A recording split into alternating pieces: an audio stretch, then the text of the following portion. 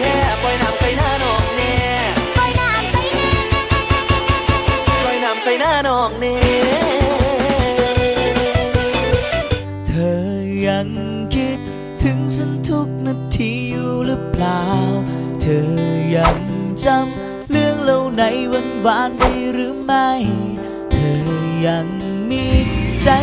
ฉันคนเดียวยังรอฉันแค่คนเดียวเธอยังคงเป็นเหมือนเดิมใช่ไหมโบเล็กน้อยแลมโบ้อะตะกี้นะสมัยตะกี้นอนตอนเป็นเบาเนาะให้เป็นควันหมดเลยยางมาแล้วเปลี่ยนมันไม่ให้เป็นควันมาแล้วจ้างพ่อมันแย่งอมือมันเข้ามาวันนี้ได้กินปล่อยเงี้ยเป็นกับนี้แบบว่ามันพวกคาราวานกับสมมือมันนั่นนี่เลยเอาปักดึงแก้เสื้อเข้าไปเนาะโอ้เข้าไปเจอพวกมันมีพวกไปกอนแล้วพวกคาราวานสมมือหลายนะไม่ใช่อย่างลองแล้วเข้าไปเขาน้ำพวก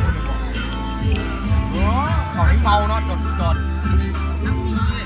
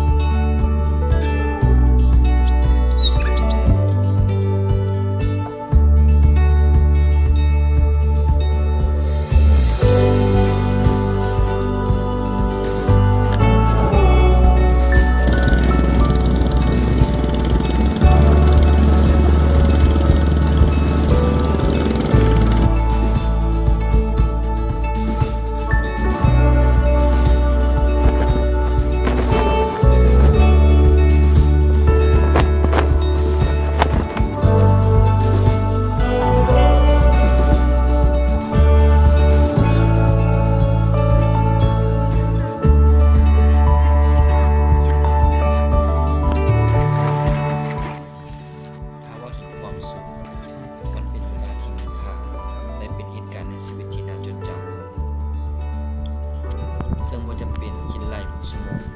เป็นนาทีมันอาจจะเป็นช่วงเวลาใดหนึ่ง